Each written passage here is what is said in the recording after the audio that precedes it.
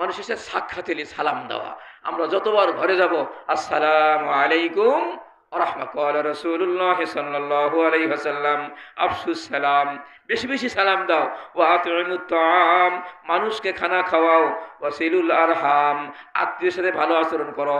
ওয়াসাল্লু বিল্লাইলি one নাসু নিয়াম, মানুষ যখন ঘুমন্ত থাকে শেষ রাত্রে 2 রাকাত তাহাজ্জুদের নামাজ পড়ো। তাদখুলুল জান্নাতা বিসালাম, তাহলে তুমি নিরাপত্তার সাথে জান্নাতে প্রবেশ করতে পারবা। শুনছেন কথা? এই হাদিসের 4টা।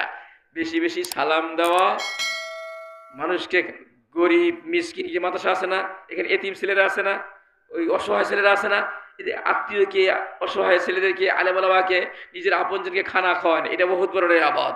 এদের বরকত আসতে থাকে। আর মানুষের হক, আত্মীয়র সাথে আত্মীয়তার বন্ধন ছিন্ন করা, কয়েক লা ইয়াদখুলুল জান্নাতা কাত্তাত, যারা আত্মীয় সম্পর্ক ছিন্ন করবে তারা জান্নাতে যেতে পারবে না। অনেক লম্বা জোরে কথা। আর একটা হলো শেষ রাত্রে তাহাজ্জুদের নামাজ পড়া। এখন প্রায় 5:30 পর্যন্ত কি পড়া যায়? 5:20-25 পর্যন্ত কি স্বাভাবিকভাবেই পড়া যায় তাহাজ্জুদের নামাজ। আপনি 4:30টার সময় উঠলেন বা 4টার সময় উঠলেন, একটু গরম পানি দিয়া, স্বাস্থ্য ভালো থাকলে ঠান্ডা পানি দিয়ে উজু করিয়া 2 রাকাত তাহাজ্জুদ নামাজ পড়লেন, ওই সময় দোয়া কবুল হয়। আল্লাহ পাক, আল্লাহর রহমত প্রথম আসমানে আসে। বলেন আলা মিন মুস্তারজিকিন আলা মিন মুস্তারজিকিন ফারজুকাহু আলা মুবতারান ফাওয়াফিয়াহু আলা কাযা। কে আছো অভাবগ্রস্ত, আমার কাছে বলো, আমি তোমার অভাব দূর করব। কে আছো অসুস্থ, আমাকে বলো, আমি তোকে সুস্থতা দান করব। এইভাবে আল্লাহ বলতে থাকে। ওই শেষ রাতে দোয়া কি হয়? কবুল হয়। যদি আমরা পারি এটা একটু পড়ার চেষ্টা করবো। কি পারবো না ইনশাল্লাহ ভাই? আমি একটা হাদিস বলছিলাম মা বোন সম্পর্কে। عن أبي أمامة رضي الله تعالى عنه قال قال رسول الله صلى الله عليه وسلم ما استفاد المؤمن بعد تقوى الله خيرا له من زوجة صالحة। একজন মুসলমানের জন্য এই যে তাকওয়ার কথা বললাম, আল্লাহর ভয়ে মাপে কম না দেওয়া, আল্লাহর ভয়ে মিথ্যা কথা না বলা, আল্লাহর ভয়ে সুদি মুআমালা না করা, আল্লাহর ভয়ে অপকর্ম থেকে বেঁচে থাকা, এগুলো তাকওয়ার দাবি। কিসের দাবি ভাই? তাকওয়া বোঝেন তো? আমার এক মুরব্বী ছিলেন, উনি একটা উদাহরণ দিতেন যে ছোট্ট বাচ্চা 12-13 বছরের নাতিকে নিয়ে দাদা ওয়াজ শুনতে গেছে। তো 12টা-1টা বছর ওয়াজ করছে আলেমালা। তো দাদা মানুষ ওই সময় গতানুগতিক অনেক কাজ করে, যায় কে কি উদ্দেশ্য এটা খেয়াল করে না।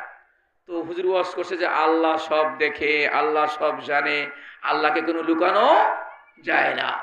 তো ওই ওয়াজটা গভীর রাতে 1টা-2টার সময় হিন্দু বাড়ির গাছ দিয়ে আসছে, বুঝছেন? তো হিন্দু বাড়ি তো আগে তো নারিকেল গাছ ছিল বেশি, ওই নারিকেল জুনা নারিকেল, বুঝছেন তো, পাকা নারিকেল। তো ওই মুরব্বী নিয়ত করলো যে, খেয়াল করছে যে তাহলে কিছু নারিকেল নিয়ে গেলে রাত্রে এই মিষ্টান্ন নারিকেল দিয়ে পাক করতে খুব মজা স্বাদ। বুঝলেন না এই কথা? গ্রামের মানুষ তো। তো নাতিরা কি বলছে, এই নাতি দেখিস কেউ দেখে কিনা। তো ওই দাদা কি করছে, কাঁচা টাচা দিয়ে নারকেল গাছে উঠতে চেষ্টা করতেছে। তো নাতি চিন্তা করলো, হায় হায়, একটু আগে যে হুজুর ওয়াজ করলো যে আল্লাহ তো দেখে, দাদা দাদা দেখতেছে তো, নামছে, কি দেখে? বলছিল যে কেউ দেখে, কে দেখিস? আবার উঠছে। এবারে উঠতে তো চিন্তা করে বাধা দিবে কিরা, বললে দাদা রাগ হয়ে যায়, না বললে আবার ওই যে উসুরের ওয়াজের কি হয়, বিপরীত হয়ে যায়। ওই ছেলে পড়ছে বিপাকের মধ্যে, এই এই তারাদের মধ্যে একেবারে বলে নারিকেলের কাছে কাছে চলে গেছে মুরব্বী। ধরবে বাপ। ও চিন্তা করলে খাইছে তো, দাদাজি নারিকেলের না মানুষের জিনিস না বলে খায়, তা তো আল্লাহ দেখতেছে, আল্লাহ তো তারা অসন্তুষ্ট হয়ে যাবে, এই তো করা যাবে না। দাদা দাদা দেখতে আসে বুড়ির কাছে কোনো লোক আসছে, একেবারে তাড়াতাড়ি নামছে, বুঝেন নাই? নামতে গিয়া একেবারে বুকের এই চামড়ায় গেছে উঠা, এই করছে, তোকে বলছে কি না, কে দেখছে? দেখ কোনো লোক দেখে না, একেবারে খুব গলা চিপে ধরছে, তোরে বলছি না। তখন ওই নাতি বললো যে, দাদা একটু আগে হুজুর কি আলোচনা করছে যে আল্লাহ তো সব জায়গায় দেখে, তুমি তো বলছো কোনো মানুষ দেখা কিনা, আল্লাহ তো দেখতে আছে। তখন ওই বাদারে আহা এত ভাই ঠিকই বলছো, আমি এতদিন ওয়াজ শুনলাম, এই কথা আমার বোধগম্য হয় নাই, আমার ব্রেনে ঢোকে নাই, আমি তওবা করলাম, জীবনে আর গুনাহ করব না। এটা না মারেফাত। এটা নাম কি ভাই? মারেফাত। এটা না বলি কি আল্লাহর ভয়। যদি অন্তরের মধ্যে ওইটা জমানো যায় তাহলে গুনার থেকে বাঁচা সম্ভব।